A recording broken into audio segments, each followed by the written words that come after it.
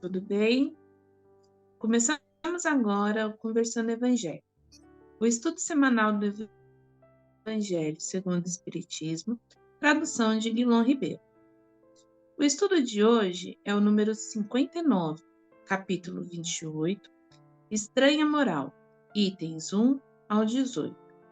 Em nome da Casa Virtual Luz Espírita Caville, agradecemos a presença da Ana e da Michele e convidamos nossa amiga Ana para fazer a prece inicial.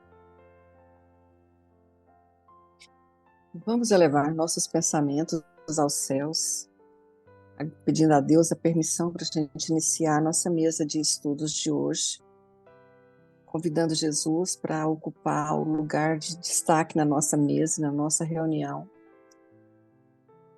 agradecendo aqui a presença da espiritualidade que nos intui, nos orienta, nos guia, pedir para abençoar nós, abençoar as pessoas que possam nos ouvir, que as nossas conversas, as nossas discussões sirvam para nós, para crescimento nosso e de quem puder nos ouvir também.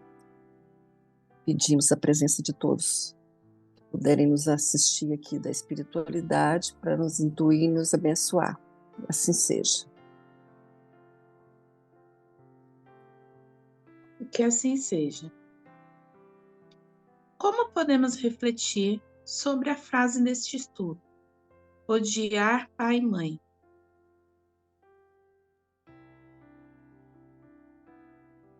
Bom, vamos lá. Essa frase, odiar pai e mãe, o verbo odiar, né, em grego, não significa odiar, significa, nesse caso aí, amar menos.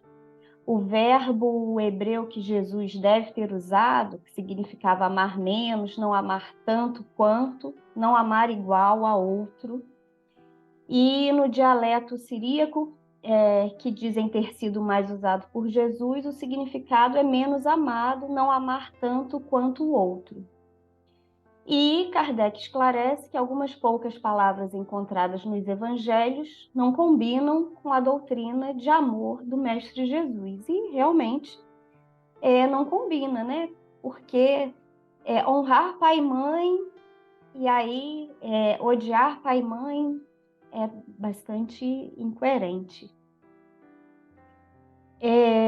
Todavia, a gente precisa aceitar os evangelhos como eles chegam até nós, tendo cuidado de interpretar sempre as palavras de Jesus conforme o contexto geral dos seus ensinos, dos seus costumes e características do povo judeu daquela época, sem desvirtuar seus significados segundo nossas próprias condições e pontos de vista, e levar em consideração que esses evangelhos foram escritos por discípulos de discípulos, né, e retraduzidos várias vezes. Então, a gente precisa ter cuidado nessas interpretações.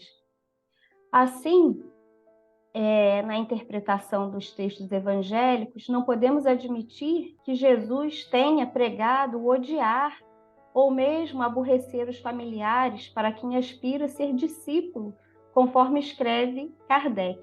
Assim, pois, é necessário não dar a palavra odiar ou aborrecer à acepção moderna, que é contrário ao espírito do ensinamento de Jesus.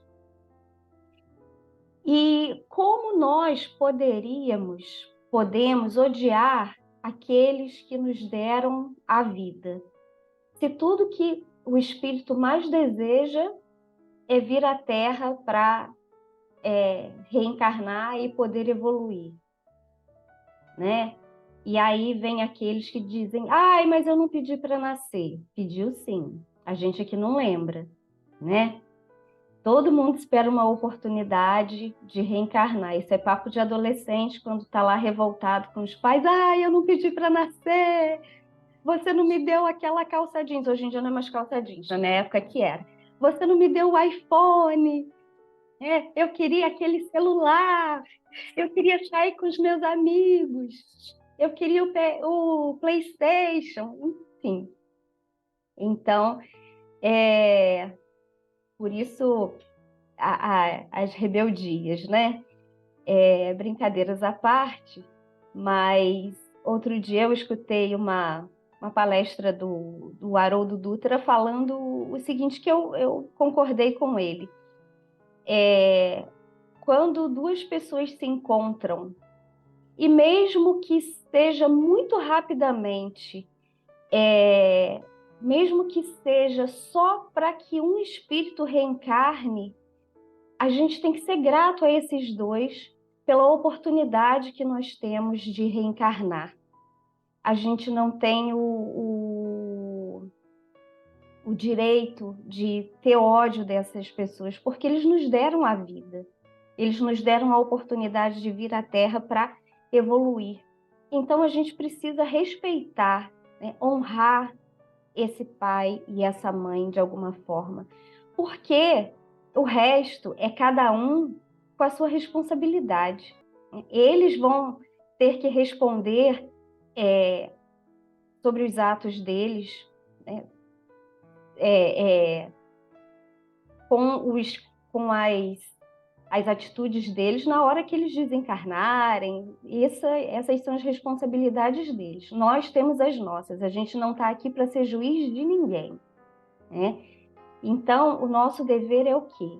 Evoluir, respeitar as pessoas, amar aqueles que nos deixaram viver, porque mesmo não se encontrando rapidamente, eles podiam simplesmente, não quero essa criança, ou abortar, enfim, mas deixaram a gente viver, né? E se um dia precisarem da gente, qual é o nosso dever como cristão? Auxiliar, né? Se não temos condição de amar como pai ou mãe, temos que ter o amor fraternal, o amor cristão, o amor de irmão, que é isso que todo ser humano merece, que é isso que Jesus nos ensinou. É a caridade, a verdadeira caridade. E é a caridade mais difícil, né? A caridade de ir lá e distribuir alimento, a sopa, essa é tão importante, é digna, mas a caridade mais difícil é aquela que a gente tem que fazer com os nossos familiares, aqueles que nos magoaram, né? Então, essa caridade fraterna, ela é muito desafiadora, mas é ela que vai nos levar à evolução e à evolução moral, né? Então, que possamos refletir sobre esse odiar pai e mãe e trocar realmente por não amar menos, mas procurar amar cada vez mais as pessoas, né? Olhar com bons olhos. Se a gente não tem condição de amar, pelo menos não odiar, né? Tirar o rancor do nosso coração. E como que a gente tira o rancor? Cada vez que sentir raiva, faz uma prece. Pede a Deus para libertar o nosso coração da mágoa. É um exercício diário, é como se fosse uma pílula, né? Homeopatia. Veio o sentimento, vai lá e toma uma gotinha, toma uma bolinha, para melhorar a cada dia. E assim a gente busca evoluir. É isso. Obrigada, Mi. Como refletir sobre deixar os mortos, enterrar os mortos? Então, a verdadeira vida não está aqui na Terra, né? O nosso corpo nada mais é do que uma indumentária que serve de veste para o nosso espírito. Esse corpo sucumbe, acaba, morre. É a esse corpo que o outro se referia quando disse para Jesus: me deixe enterrar meu pai. Então é esse corpo que aquele outro estava falando. A resposta de Jesus naquela época, né, 20 séculos atrás, não foi muito compreendida. Jesus também disse que no futuro chegaria o Consolador, o qual iria relembrar suas palavras e esclarecê-las. Esse Consolador, sabemos hoje, né, é o Espiritismo, pois apresenta de maneira bem explanada todas as parábolas de Jesus e mostra que foram ditas conforme o costume dos povos daquele tempo. Jesus jamais teria dito qualquer frase nesse sentido. Não era condizente com isso. Jamais ele ia sugerir que alguém abandonasse seus mortos, seus entes queridos. Uma linguagem figurada. Ele sempre pregou a fraternidade, desculpa, a humildade, a caridade, o amor. O que Jesus quis dizer foi que a verdadeira vida deve ser anunciada aos povos de todo o planeta. Nossa vida é espiritual, nossa pátria é espiritual, o nosso verdadeiro lugar é no reino dos céus. Precisamos ter muita parcimônia para ler e não ficar presos no sentido literal da palavra, pois a profundidade das palavras de Jesus é muito além do que está escrito. Então, o que houve foi uma incompreensão daquela época. É isso. Obrigada, Ana. Obrigada pela colaboração de todos no estudo da noite. Pedimos para nossa amiga Michele fazer nossa prece de encerramento.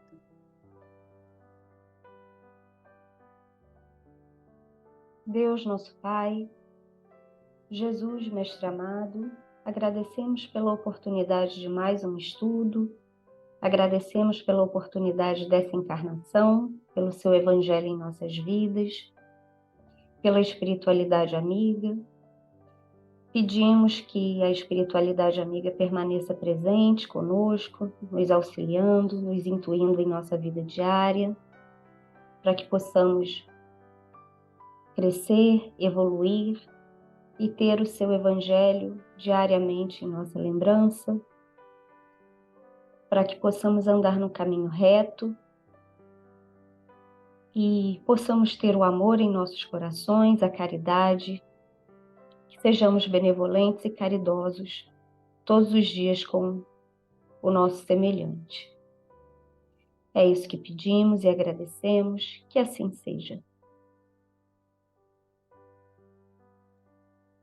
Que assim seja. Tenham todos uma boa semana e até o próximo estudo. Fiquem com Deus.